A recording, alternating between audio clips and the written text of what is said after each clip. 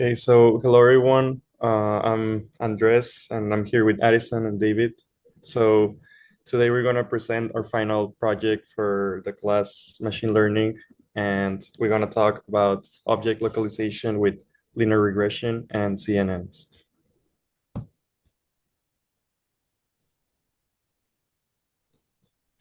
Our task is basically to localize the heads of pet dogs and cats using traditional machine learning methods. And we're doing this to basically allow machines to recognize specific objects within an image or video. And it can be used in medical imaging, autonomous driving, and safety management. So it's something that is useful on the real world. And in those, it can be used to localize things like anomalies in healthcare, like tumors in medical imaging. It can recognize like stop sign, or it can recognize like where stop signs are, where cars are, where pedestrians are, and different things like that. David, would you like to explain the methods? Or Andres, whichever. Yeah, so for the methods, basically the road or like the roadmap is to first we load the image data set uh, and also the all the annotation files, so XML bounding boxes. Then we start with data exploration, and then we go to the pre-processed images, so all the normalize and resize all the images. Then we extract the bounding box coordinates and we convert them into NumPy arrays with x, y, width, and length. Then we split the data set into train, validation, and testing. Then we finally train the CNN model. We tune the hyperparameters, so it could be like learning rate, batch size, and the epoch.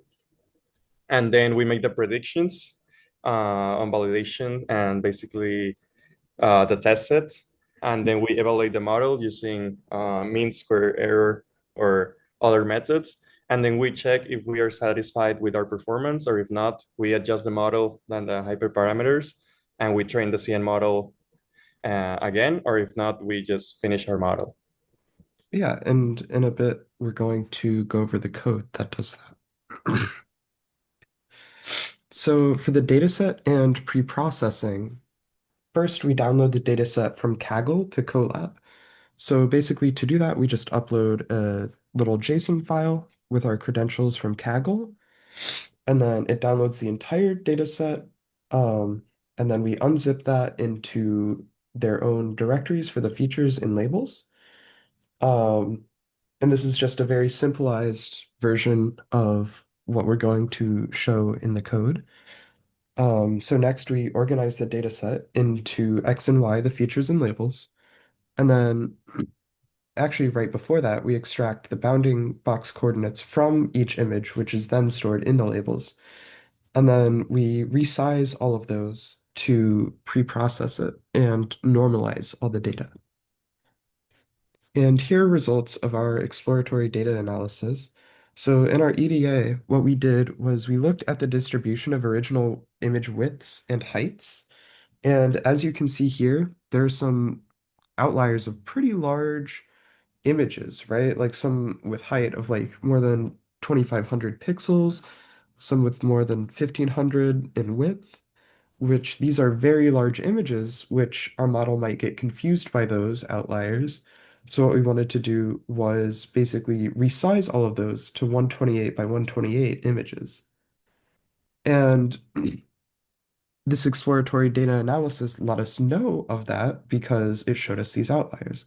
Same goes for the original bounding box, and uh, for that we can see the X and Y, the top left corner of the bounding box.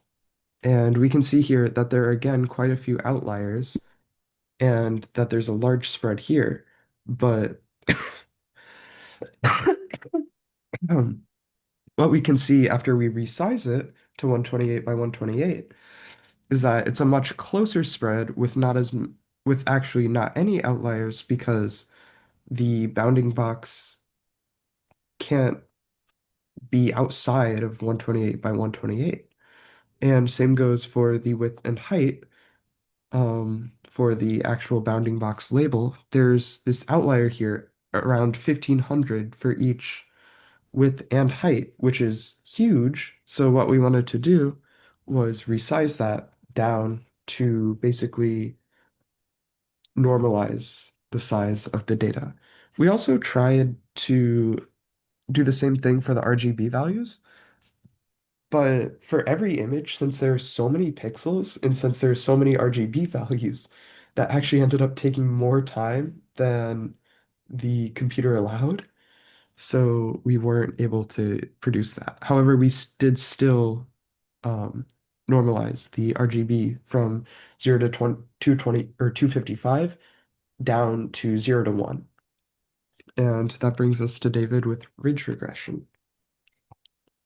Yeah, so one of the models that we used for this project was ridge regression. Ridge regression is essentially just an algorithm based off of linear regression. It's very similar, except it has an alpha value to help prevent overfitting. So we can gather like a linear relationship between uh, two variables through ridge regression. So given the input of an image, in this example, we can get the x and y coordinates of the bounding box as well as the height and width of it. And this ridge regression allows us to keep the results simple as to not have a high training accuracy, but a low testing accuracy.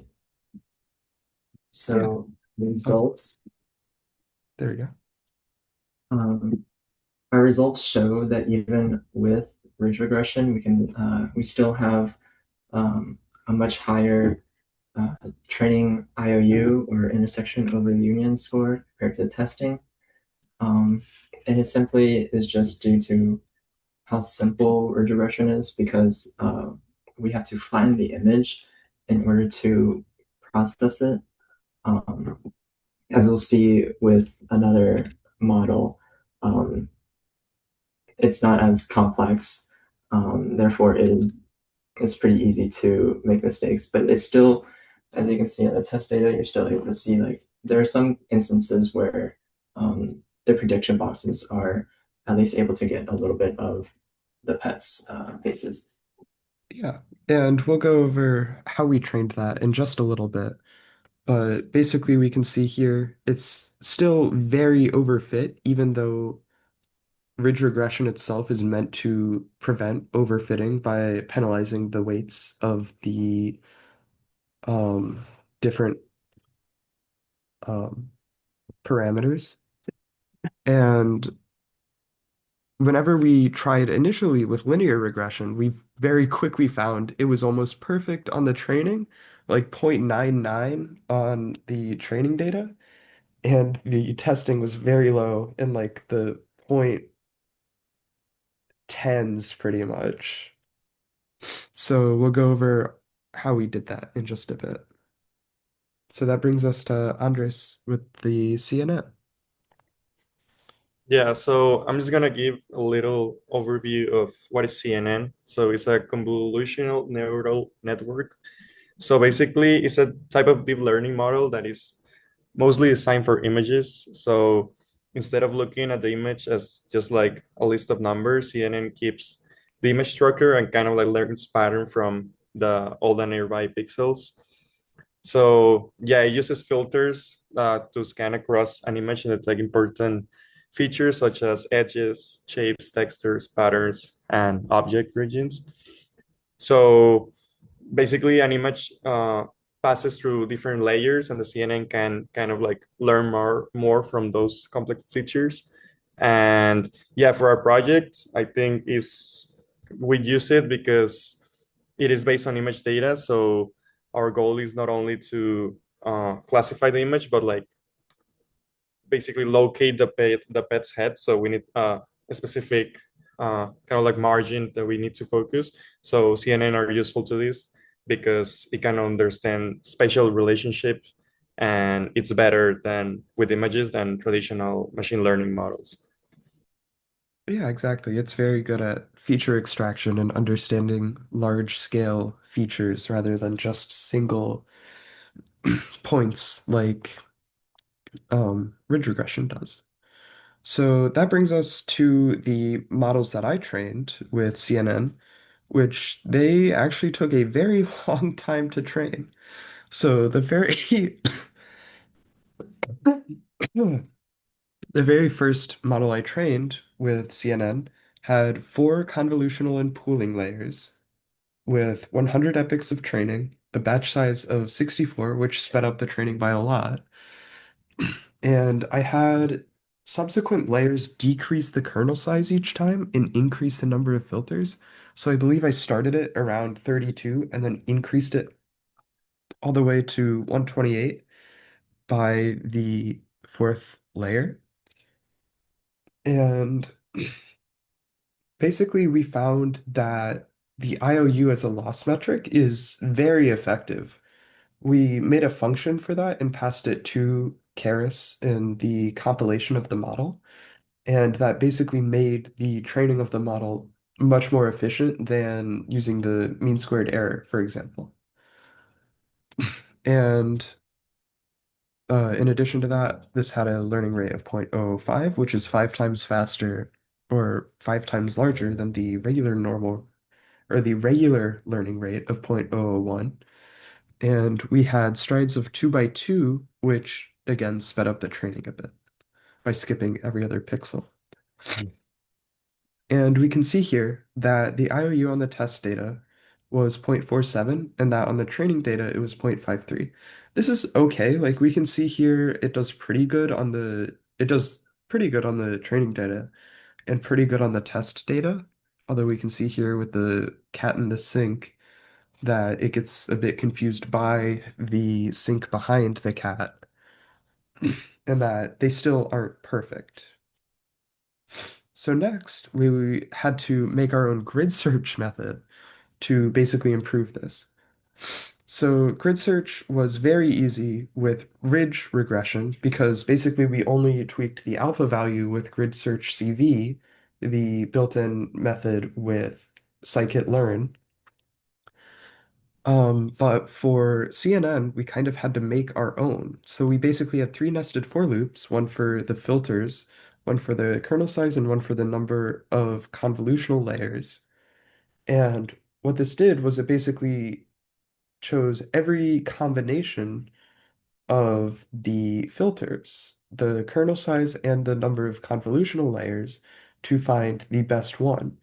So basically, for this, we had 30 epochs each time with a batch size of 48 to speed it up, and strides of 1 by 1 because for some reason it crashed with 2 by 2. Um, I believe with certain kernel sizes and filters, um, it made the result too small, so it wasn't able to actually continue running the model with the data. The layers became too small. Um, and basically what it found, the more convolutional layers led to better performance, and the smaller filter is better, at least for less, sorry, the smaller the kernel, the better, at least for less filters. So for this, we found that the best hyperparameter option is 64 filters with a 3 by 3 kernel for 4 convolutional blocks. And here are the results of our grid search, which again, we can see the result there. And we can see that typically with 4 convolutional blocks, it's performing much better, except for here, it performed better with 3. But then for pretty much every other one, it performs better with 4. And we can see our best result right here. So after this, I wasn't satisfied. I wanted to keep training. So what I did was I added 1 convolutional and pooling layer and increased the number of epochs. And basically this improved it even further. So here we can see that the mean IOU was 0.5 and then again 0.5 with 4 times the number of epochs with a lower learning rate. But with further testing, I increased the layers even further. So I increased it to 6 and then 7 layers with 100 epochs and the same 0.005 learning rate and found that 6 layers was very effective for this. So then I actually kept modifying this on 6 layers, and then I found by far the best model with a mean IOU on the test data of 0.64. So you can see here that the model basically does perfect on the training data, and that on the test data, it's still extremely accurate. Like you can see on all the bottom photos that it's very close to predicting the bounding boxes of the pets' heads. And then for fun, I ran these on my cats. So with Luigi on the left, it was actually very, very close to the correct bounding box. It could have been a bit wider and then maybe had a tiny bit of a taller X value, or slightly smaller X value rather. And then with Galilea, um, I think it did a bit poorer because she was sneezing in this picture, and I just wanted to see how it would perform. And as it turns out, it didn't perform the best, and that's okay. Um, so very quickly, we'll go over what we learned and then go into the code.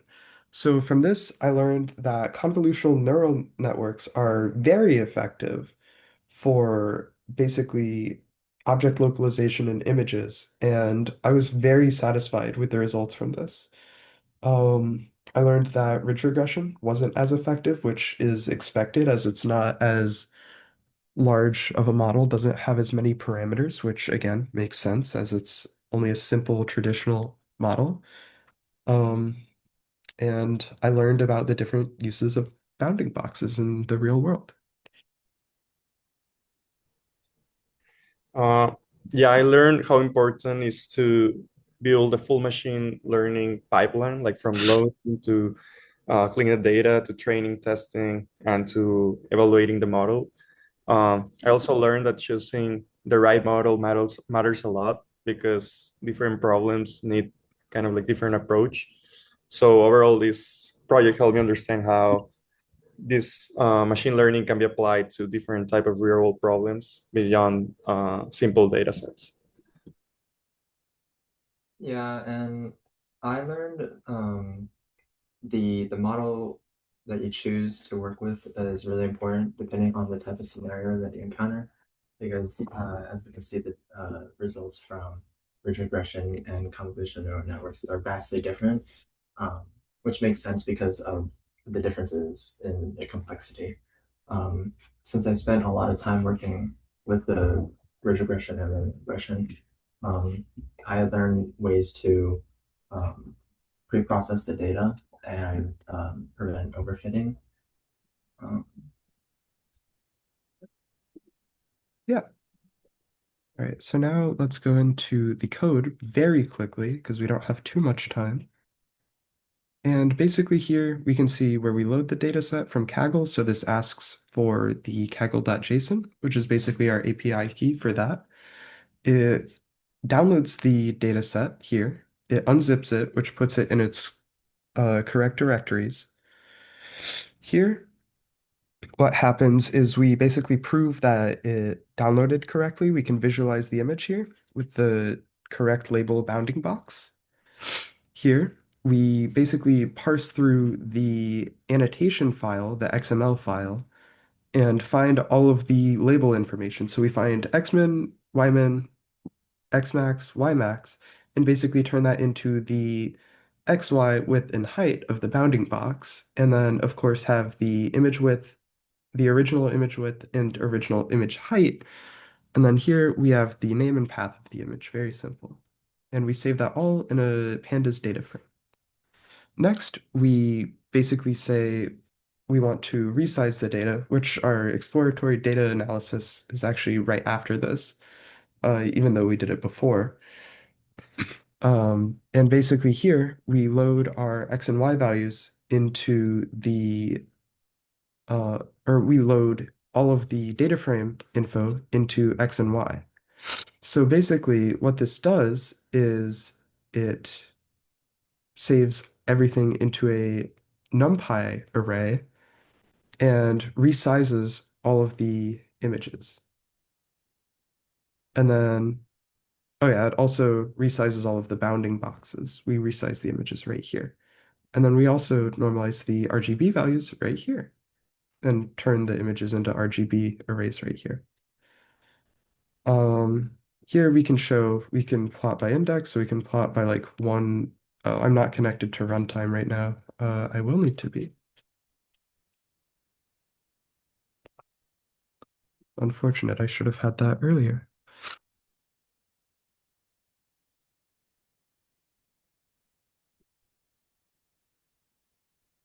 There we go. And then we can see here the very good training IOU and the very good testing IOU. And we can see here, oh, I didn't load my cat. That's okay. But it can predict on this and predict on this, on all of these, which it does quite well on. And then for this, it's also quite simple. My runtime's still here. So I'll show the results real quick. I believe these are the results. Yeah, so we can see here it loads that pug, does fairly well on it with the ridge regression. And then here's where it actually computes the whole training IOU and testing IOU. And here it's quite overfit, doesn't do perfectly on these, but still does decently. So that's our end-to-end machine learning workflow. Thank you.